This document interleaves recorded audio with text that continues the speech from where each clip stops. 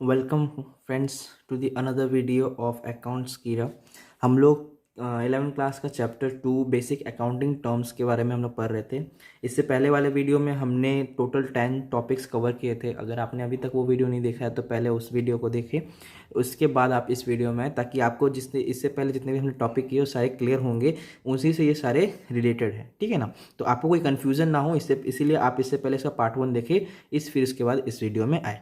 ठीक है, तो हम आज जो स्टार्ट करने जा रहे हैं, हम फिर आज 10 टॉपिक्स कम से कम उठाएंगे और कोशिश करेंगे सारे टॉपिक्स को अच्छी तरह से समझे और अच्छी तरह से उसे देख पाए, जिससे आने वाले दिनों में आपको किसी तरह का कोई प्रॉब्लम ना हो। तो स्टार्ट करते हैं। ठीक है ना, जो पहला हमारा टॉपिक है आज का वो है हमारा रिसिप्ट। अब रिसिप्ट क्या होता है? ठीक है ना, तो रिसिप्ट एक तरफ से आप क्या कह सकते हो कि एक ऐसा पैसा जो आप अपने गुड्स को जब बेच रहे हो, ठीक है ना, उसके बदले में आपको जो पैसा मिल रहा है उसे आप क्या कहोगे? उसे आप कहोगे रिसिप्ट। यानी कि वो पैसा आपको मिला आपके सेल करने से। ठीक है ना, डेफिनेशन से देखते हैं इसी तरह से किसे कहोगे आप। देखिए, तो रिसिप्ट क्या होता है? It is the amount received और receivable for selling of assets and goods and service is known as receipt. मतलब क्या? एक ऐसा पैसा जो आपको मिलेगा या मिलने वाला है। क्यों? क्योंकि आपने अपने क्या किया है? गुड्स और सर्विस को या फिर कोई एसेट को आपने बेचा है। ठीक है ना, तो उससे मिलने वाला पैसा आपको क्या कहलाएगा? रिसिप्ट कहलाएगा। ठीक है, तो रिसिप्ट के फिर दो टाइप होते हैं। कैसे? आपका होता है कैपिटल रिसिप्ट, दूसरा होता है रेवेन्यू रिसिप्ट। ठीक है ना, तो अब इसे हम वन बाय वन अच्छी तरह से समझते हैं। क्या होता है कैपिटल रिसिप्ट और क्या होता है आपका रेवेन्यू रिसिप्ट। पहला आते हैं कैपिटल रिसिप्ट। ठीक है, अब देखो कैपिटल रिसिप्ट याद करो, हमने इससे पहले वाले वीडियो में हमने पढ़ा था कैपिटल के बारे में। क्या होता है कैपिटल? कैपिटल होता है बिजनेसमैन के द्वारा बिजनेस में लगाया गया पैसा। ठीक है ना, जो किसी भी फॉर्म में हो सकता है, जो आपका कैश के फॉर्म में हो सकता है, आपके गुड्स के फॉर्म में हो सकता है, आपके एसेट्स के फॉर्म में हो सकता है कि नहीं? तो उसे हम क्या कहते हैं? कैपिटल। तो अब उस कैपिटल को बेच के, सपोज करो कोई एसेट हमने बेच दिया, कोई सामान हमने बेच दिया, तो अब वो एसेट उस गुड्स को जो हम बेच रहे हैं, तो उससे मिलने वाला जो पैसा है उसे हम क्या कहेंगे? उसे हम कहेंगे कैपिटल रिसिप्ट। है कि नहीं? सिंपल था। तो देखो डेफिनेशन क्या होगा? Capital receipt refers to the receipt which is obtain from sale of fixed assets और investment which are not revenue in nature. ठीक है ना, तो मतलब क्या हो गया? अब ऐसा पैसा जो आपको मिल रहा है, किस लिए? क्योंकि आपने अपना कैपिटल को बेचा, यानी कि आपने अपना कोई एसेट बेचा या आपने कोई अपना गुड्स बेचा जो बेचने के नेचर पे नहीं था। मतलब क्या? बिजनेस उसको बेचने के लिए नहीं खरीदी थी, उसका प्रोडक्शन उसका यूज करने के लिए खरीदी थी, उसका प्रोडक्शन, उसमें प्रोडक्शन का यूज करने के लिए उसने खरीदा था। ठीक है ना, तो ऐसे एसेट को जो आप सेल करते हो तो उसे आप क्या किस कैटेगरी में ढालोगे? उसे आप ढालोगे कैपिटल रिसिप्ट की कैटेगरी में। ठीक है ना, अब जैसे एग्जांपल समझो, सेल ऑफ बिल्डिंग, है कि नहीं? तो कोई बिजनेस तो कभी बिल्डिंग सेल, जो बिजनेस बिल्डिंग को सेल नहीं करती है, मगर किसी कारणवश उसे अपना बिल्डिंग सेल करना पड़ता है, तो उसके लिए क्या हो जाएगा? Capital receipt. है कि नहीं? क्योंकि उसने अपना कैपिटल बेच के पैसा अर्न किया है। ठीक है ना, ठीक उसी तरह कोई फर्नीचर होगा उसको बेच के करेगा, कोई गुड्स होगा उसको बेच के करेगा, तो ये सब आपका क्या हो जाएगा? कैपिटल में आएगा। याद रखिएगा, जिस गुड को या फिर जिस एसेट को वो बेच रहा है वो बेचने के कैटेगरी में, मतलब क्या? वो फॉर्म उस चीज में डील नहीं करती है, मतलब उसको बेचने का काम नहीं करती है। उन्हीं सारे चीजों को आप केस में ढालोगे, कैपिटल के रिसिप्ट में ढालोगे, क्योंकि वो क्या होगी? बिजनेस की कैपिटल होगी, और कैपिटल को बेच के मिलने वाला पैसे को तो हम क्या कहते हैं? कैपिटल रिसिप्ट कहते हैं। ठीक है, तो उम्मीद करता हूँ कैपिटल रिसिप्ट आपको अच्छी तरह समझ में आ गया होगा। अगला देखते हैं, अगला क्या था? अगला था हमारा रेवेन्यू रिसिप्ट। ठीक है, कैपिटल रिसिप्ट हो गया, अब देखेंगे रेवेन्यू रिसिप्ट। अब रेवेन्यू क्या होता है? रेवेन्यू का मतलब होता है आपका इनकम। मतलब क्या? आप जो अपना कोई भी आप जिसमें डील करते हो, आप कोई भी सामान बेचने का काम करते हो, लेट सपोज आपका कोई स्टेशनरी का शॉप है, तो आप उसमें कोई पेन, बुक, पेंसिल ये सब आप बेचते हो, तो आप जब उस गुड्स को बेच रहे हो और उससे आपको जब पैसा मिल रहा है, वो आपके लिए क्या कहलाएगा? आपका रेवेन्यू कहलाएगा। ठीक है ना, यानी कि क्या? बिजनेस जब किसी सामान को बेच रही है, जिसको बेचने का वो काम करती है, ठीक है ना, तो उससे उसे जो पैसा मिलेगा उसे हम क्या कहेंगे? रेवेन्यू रिसिप्ट कहेंगे।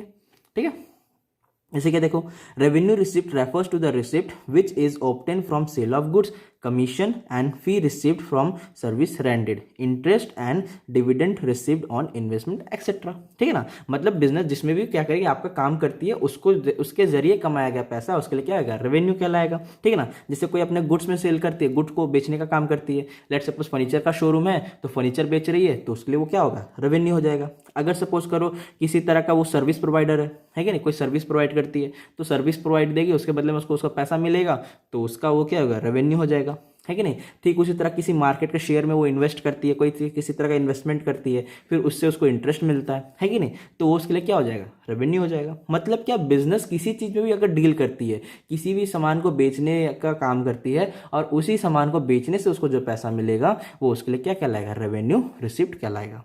ठीक है ना, जैसे अब देखो एग्जाम्पल देखो, sale of goods in which the company deals. ठीक है ना, तो किसी कोई भी आपका कोई भी बिजनेस किसी भी चीज़ में अगर डील करती है, उसको बेचने का काम करती है, और उसी को बेच के अगर वो पैसा कमा रही है, तो उसके लिए क्या होगा, रेवेन्यू होगा, और उसे हम किस कैटेगरी में डालेंगे, उसे हम रेवेन्यू रिसिप्ट के कैटेगरी में डालेंगे। ठीक है ना, तो ये पूरा था आपका किसका, रिसिप्ट का कॉन्सेप्ट। उम्मीद करता हूँ आपको रिसिप्ट अच्छी तरह से समझ आएगा, क्या है रिसिप्ट, क्या है कैपिटल रिसिप्ट, और क्या है रेवेन्यू रिसिप्ट। अगला चलते हैं, अगला है हमारा क्या, एक्सपेंडिचर। एक्सपेंडिचर का मतलब क्या होता है, खर्चा।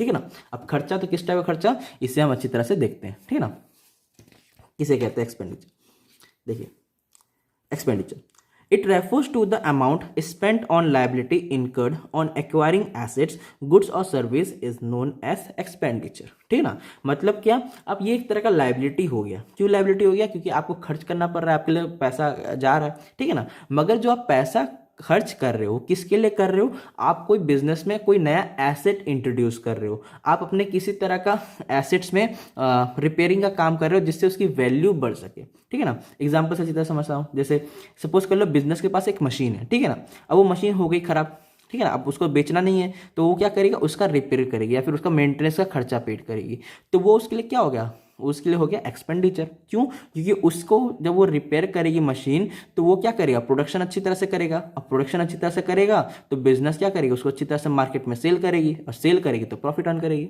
है कि नहीं। तो मतलब क्या हो गया, एक तरफ से बिजनेस के द्वारा जब उसके एसेट में क्या करे, कोई भी एसेट में करेगी बिजनेस स्पेंड अमाउंट को स्पेंड करेगी, तो उसे आप क्या कहोगे, एक्सपेंडिचर कहोगे, जो क्या होगा, आपके किसी भी एसेट या फिर किसी भी गुड्स एंड सर्विसेज का वैल्यू को इंक्रीज कर देगी। ठीक है, तो वो उसका कहलाएगा क्या, एक्सपेंडिचर। ठीक है ना, अब जो एक्सपेंडिचर होती है ये भी आपके दो टाइप के हो जाते हैं, कौन सा, कैपिटल एक्सपेंडिचर, रेवेन्यू एक्सपेंडिचर। ठीक है ना, अब देखो कैपिटल एक्सपेंडिचर, जिससे मैंने बताया था, अच्छी तरह से देखते हैं इसको। कैपिटल का मतलब हमने क्या पढ़ा था, कि बिजनेसमैन के द्वारा बिजनेस में लगाया गया पैसा, और जो पैसा किसी भी फॉर्म में हो सकता है, या तो एसेट हो सकता है, या तो गुड्स हो सकता है, या तो किसी तरह का आपका और कैश ही हो सकता है। ठीक है ना, तो वो आपका क्या कहलाता है, कैपिटल कहलाता है। तब कैपिटल के अमाउंट को इंक्रीज करने के लिए आप जो भी खर्चा कर रहे हो वो किसके कैटेगरी में आ जाएगा, कैपिटल एक्सपेंडिचर के कैटेगरी में आ जाएगा, है कि नहीं। देखो definition, the expenditure which is incurred in acquiring or increasing the value of fixed asset is termed as capital expenditure। यानी कि फिक्स एसेट के वैल्यू को आप बढ़ाने के लिए खर्चा कर रहे हो, बिजनेसमैन उसको खर्चा कर रहा है, उसमें कुछ पैसे ढाल रहा है, तो वो क्यों कर रहा है, ताकि वो क्या कर सके, अपने एसेट का वैल्यू को इंक्रीज कर सके, और इंक्रीज करेगा तो वो प्रॉफिट कमाएगा। तो इसलिए क्या होता है, आपका किस तरह का खर्चा होता है, उसके लिए होता है कैपिटल एक्सपेंडिचर, जो क्या कर रहा है, वो अपने कैपिटल में इन्वेस्ट कर रहा है। ठीक है, जैसे एग्जांपल समझ लीजिए, अमाउंट स्पेंट ऑन बिल्डिंग। अब देखो जिस बिल्डिंग में उस कंपनी बिजनेसमैन का ऑफिस है, उसको मेंटेन कर रहा है अच्छी तरह से, उसका जितना भी उसके एक्सपेंस है उसको अच्छी तरह से मेंटेन करने का खर्चा दे रहा है, तो एक तरफ से क्या कर रहा है, अपने एसेट को वैल्यू को इंक्रीज कर रहा है। अब जितनी अच्छी तरह से उसका मेंटेनेंस करेगा, उतनी अच्छी कंडीशन रहेगी बिल्डिंग की, और उतने अच्छे से वो क्या करेगा, परफॉर्म कर पाएगा, है कि नहीं। तो ये सब एक्सपेंडिचर जो होते हैं, इसे आप किसे कैटेगरी में डालोगे, इसे आप कैपिटल एक्सपेंडिचर के कैटेगरी में डालोगे। ठीक है, अगला में चलते हैं। अगला क्या था हमारा, अगला था हमारा रेवेन्यू एक्सपेंडिचर। कैपिटल पढ़ लिया, रेवेन्यू एक्सपेंडिचर पढ़ना है। अब रेवेन्यू क्या हो गया, मतलब क्या, जो आप बेच के कमाओ वो आपके लिए क्या है, रेवेन्यू। यानी कि आप सपोज कर लो, आप जिस चीज़ को, सामान को बेचने का काम करते हो, और आप उसे ही बेच रहे हो, और उसे बेच कर आप क्या कर रहे हो, पैसे इनकम अर्न कर रहे हो, तो उसको बेचने के लिए आप जो खर्चा करोगे, जैसे क्या, आप सपोज कर लो आप नई पेन का दुकान फैक्ट्री खोला है, ठीक है ना, आप पेन की फैक्ट्री खोले हो, तो अब जो आपने पेन खोला है तो आपको पेन बेचना है, तो आप उसके लिए क्या करोगे, एडवर्टाइजमेंट, यानी कि अपने पेन को बेचने के लिए आप उसके एडवर्टाइजमेंट कर रहे हो। तो जब आप उसकी एडवर्टाइजमेंट कर रहे हो तो किस लिए कर रहे हो, ताकि आपका पेन बिके, मार्केट में सबको पता चले कि हाँ मार्केट में ये नया पेन आया है, इसकी ऐसी ऐसी फैसिलिटीज़ है, तो लोग उसे खरीदेंगे, और जब खरीदेंगे तभी वो क्या करें, आप उससे अपना प्रॉफिट कमा पाओगे। तो मतलब क्या, आप अपना रेवेन्यू बढ़ाने के लिए क्या कर रहे हो, एक्सपेंस कर रहे हो, अपना खर्चे कर रहे हो उसको जनरेट करने के लिए, ठीक है ना। तो उस टाइप के एक्सपेंडिचर को आप क्या कहोगे, रेवेन्यू एक्सपेंडिचर कहोगे, ठीक है। अब देखो क्या एग्जांपल कहता है, any expenditure that fulfil the benefit of which is received during an accounting period is term as revenue expenditure. मतलब क्या, ऐसे खर्चे एक बिजनेस के द्वारा किया जाना जिसके बदले उसे क्या हो, बाद में चल के आगे चल के उसे क्या हो, प्रॉफिट हो, है कि नहीं। जैसे मैंने एडवर्टाइजमेंट का बताया, अब जब एडवर्टाइजमेंट अच्छी तरह से होगी, उसे अच्छी तरह से खर्चा किया जाएगा, तभी लोगों को पता चलेगा उस पेन के बारे में, और लोग उस पेन को खरीदेंगे तो बिजनेस प्रॉफिट अर्न करेगी, ठीक है ना। अब जैसे देखो क्या एग्जाम्पल के लिए आप सैलरी कह सकते हो, रेंट कह सकते हो, इलेक्ट्रिसिटी बिल कह सकते हो। अब सैलरी क्या मतलब, अब पेन बनाने के लिए जितने सारे लेबर लगे उनको तो सैलरी देना ही पड़ेगा, है कि नहीं। अब पेन बनेगी तो बिकेगी कैसे, तो उसके लिए क्या हो गया, एक्सपेंस हो गया, जो वो अपना रेवेन्यू करने के लिए कर रहा है। रेंट, अब सपोज कर लो उसने कोई मशीन को रेंट पे ले लिया या फिर कोई बिल्डिंग को रेंट पे ले लिया, तो उसके लिए उसको पैसा देना पड़ रहा है ताकि वो रेवेन्यू जनरेट कर सके। तो ये सब जो भी खर्चे वो अपने रेवेन्यू को बढ़ाने के लिए करता है, उसे हम क्या कहेंगे, रेवेन्यू एक्सपेंडिचर कहेंगे, ठीक है। तो ये था आपका पूरा एक्सपेंडिचर का कॉन्सेप्ट। अगला टॉपिक में आते हैं। अगला टॉपिक है हमारा गुड्स। ये हो गया गुड्स। गुड्स किसे कहेंगे, अब गुड्स आपका मतलब एक तरह से समझ लो, सीधा सिंपल सा बात, सामान, बिजनेस का जो सामान है, बिजनेस जिस पे डील करता है वो उसके लिए क्या कहलाएगा, गुड्स कहलाएगा, ठीक है ना। अब लोग सपोज मैं पेन बेचने का काम करता हूँ, तो पेन का जो स्टॉक रहेगा या फिर पेन जो है वो मेरे लिए क्या होगा, गुड्स होगा, है कि नहीं, सिंपल सा। तो गुड्स क्या होता है, डेफिनेशन देखते हैं। Goods include all those things which are purchase for resale, ठीक है ना। मतलब गुड्स उन सारी चीजों को इंक्लूड करता है अपने में जिसको आप किस मकसद से खरीद रहे हो, ताकि आप उसे दोबारा किसी और को बेच सको, ठीक है ना।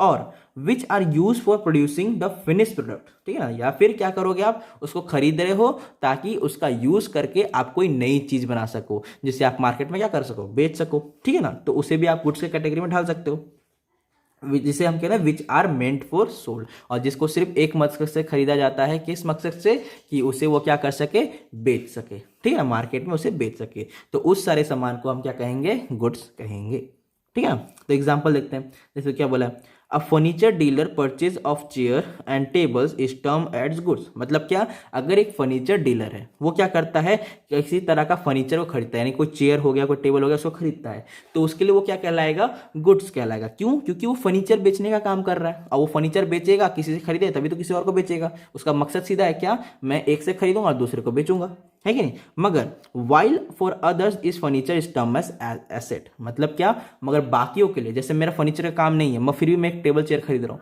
तो वो मेरे लिए गुड्स नहीं कहलाएगा, वो मेरे लिए क्या कहलाएगा, वो मेरे लिए कहलाएगा मेरा एसेट। क्यों, क्योंकि मुझे उसे बेचना ही नहीं है, मैं उसे बेचने के पर्पज से खरीद ही नहीं रहा, है कि नहीं। तो मतलब क्या है, सिंपल से साफ है, अगर मैं किसी चीज को खरीद रहा हूँ किसी उसको रीसेल करने के पर्पज से, तो वो मेरा गुड्स है। अगर मैं किसी चीज को खरीदा बिना उसे बेचने के पर्पज से, तो वो मेरा क्या है, वो मेरा एसेट है, ठीक है। तो उम्मीद करता हूं आपको गुड्स और एसेट के इस कंफ्यूजन में क्लियर हो गया होगा। नेक्स्ट टॉपिक में चलते हैं। नेक्स्ट टॉपिक है हमारा क्या, परचेज, जिसका आप डेफिनेशन बहुत अच्छी तरह से जानते हो, क्या, सामान को खरीदना, कोई भी आप गुड्स को खरीद रहे हो, ठीक है ना। मगर एक चीज याद रखना, आप परचेज किसे कहोगे, बिजनेस के तौर, बिजनेस के नजरिए से समझिए। बिजनेस परचेज सिर्फ उसको कहेगा जिसमें बिजनेस डील करता है। मतलब क्या, अब आप फर्नीचर का काम कर रहे हो, यानी आप फर्नीचर को बेचने का काम कर रहे हो, और आपने खरीद लिया क्या, एसी, तो वो परचेज के कैटेगरी में नहीं आएगा। क्यों, बिकॉज वो फर्नीचर बेचने का काम कर रहा है, एसी बेचने का काम थोड़ी ना कर रहा है कि नहीं। तो इसलिए क्या होगा, जब आप फर्नीचर कहलाओगे तो उसके लिए वो परचेज कहलाएगा। तो देखो परचेज का डेफिनेशन समझो, the term purchase is use only for the purchase of goods in which business deals, ठीक है ना। तो परचेज आप सिर्फ उसके लिए यूज करोगे जिसमें क्या करती है, बिजनेस डील करती है, ठीक है ना। आगे, purchase is done either in cash और क्रेडिट, यानी परचेज जो आपका होता है वो आपका कैश में भी कर सकते हो, आप क्रेडिट में भी कर सकते हो, ठीक है। Next point, the return of purchase goods is known as purchase return और सेल्स आउटवर्ड। यानी कि क्या होता है, जब आपने किसी सामान को परचेज किया और बाय डिफॉल्ट उसमें क्या हो गया, किसी तरह का डिफेक्ट आ गया, तो आप उसे वापस कर दोगे दुकानदार को जाकर। तो जब आप वापस करोगे तो उसे आम अकाउंट्स के टर्म पे या तो परचेज रिटर्न कहोगे या फिर कहोगे रिटर्न आउटवर्ड, ठीक है ना। इन दो नाम से जाना जाता है परचेज को वापस किया, यानी जो आपने सामान खरीदा उसको वापस करोगे तो उसे इन दो नामों से जाना जाता है, क्या, परचेज रिटर्न और रिटर्न आउटवर्ड, ठीक है। अगला टॉपिक में चलते हैं। अगला टॉपिक है हमारा क्या, सेल्स। परचेज हो गया, सेल्स। अब सेल्स मतलब क्या, बेचना, ठीक है ना। अब वही सीधी सी बात, अकाउंट्स के टर्म्स में मतलब क्या, जिस चीज में तुम्हारा बिजनेस डील कर रहा है उसी सामान को बेचना बिजनेस के लिए क्या कहलाएगा, सेल्स कहलाएगा, है कि नहीं। तो देखते हैं बिजनेस का डेफिनेशन, सेल्स का definition. Sales means transfer of ownership of goods and service to customer for a price, ठीक है ना। सेल का मतलब क्या होता है कि आप क्या कर रहे हो, कोई भी एक गुड का ओनरशिप को उसको ट्रांसफर कर रहे हो, किसी को ट्रांसफर कर रहे हो पैसे के बदले, ठीक है ना। मतलब जैसे सपोज करो आपके पास एक सामान था और आपने क्या किया, उस सामान को बेच दिया किसी और को और उसके बदले आपको मिल गए पैसे, है कि नहीं। तो मतलब क्या कर दिया, अब उसका मालिक कौन कहलाएगा, वो, क्यों, उसके बदले आपने उसे पैसे दे दिया। तो मतलब कोई भी सामान को आप क्या कर रहे हो, उसके ओनरशिप को आप ट्रांसफर कर रहे हो कुछ पैसे के बदौलत, ठीक है ना। तो उसे आप क्या कहोगे, सेल कहोगे। और सेल भी आपका क्या हो सकता है, आइदर इन कैश हो सकता है और आइदर इन क्रेडिट हो सकता है, ठीक है ना। और जब सेल आपने किया है तो अगर सपोज करो आपके प्रोडक्ट में कोई डिफेक्ट निकल गया तो जो कस्टमर था आपका वो आपके सेल के किए हुए प्रोडक्ट को वापस करता है, तो उसे आप क्या कहोगे, उसे आप कहोगे आइदर सेल्स रिटर्न या फिर रिटर्न इनवर्ड, ठीक है ना। जैसे आप परचेज में कह रहे थे क्या, परचेज रिटर्न और रिटर्न आउटवर्ड, ठीक उसी तरह सेल में आप कहोगे सेल्स रिटर्न और रिटर्न इनवर्ड, ठीक है ना। तो इन दो चीज को अच्छी तरह से याद रखना, इनमें कंफ्यूजन नहीं होना है। आगे अगला हमारा जो टॉपिक है वो है हमारा स्टॉक, ठीक है ना। तो स्टॉक आप किसे कहोगे, तो भाई सीधी सी बात हो, तो अब आप जिस किसी भी प्रोडक्ट में डील कर रहे हैं, ठीक है ना। लेट सपोज पेन के ही हम पकड़ लेते कि पेन में क्या करता है, बिजनेस डील करता है, पेन को बेचने का काम करता है। अब क्या होता है कि बिजनेस ने बहुत सारे पेन खरीद के रखे, तो अब क्या हुआ, एक साल पे बिजनेस ने बहुत सारे पेन तो बेचे मगर बहुत सारे पेन बच भी गए, तो जो बचे हुए पेन होते हैं उसे आप कहते हो क्या, स्टॉक, ठीक है ना। यानी कि एक साल में जितने भी पेन आपके स्टॉक में रह गए, यानी कि जो अनसोल्ड रह गए, उसे आप क्या कहोगे, स्टॉक कहोगे, ठीक है। डेफिनेशन के रूप से अच्छी तरह से देखते हैं।